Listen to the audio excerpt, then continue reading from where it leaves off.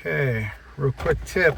If you guys got one of these Android head units and you're having issues with the backup camera not working, it's been a common issue. It can be very confusing.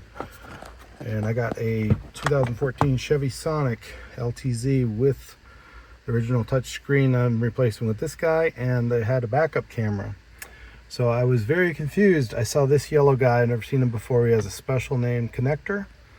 And anyway, I went to Amazon and bought one of these guys, trying to hook everything up from that Kazay's or something like that connector to RCA.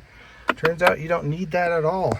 If you look at your main harness here, you're going to see RCA's red, white, and yellow. And I thought this was some sort of infotainment thing that wasn't going to plug into it.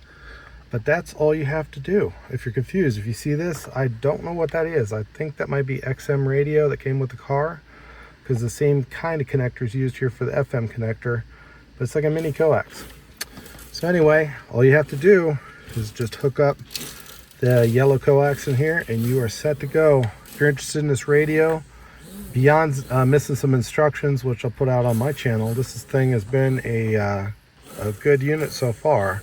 Just this little bit of frustration and confusion on my part, but you don't really get any installation instructions with this thing, so hopefully this will help everyone.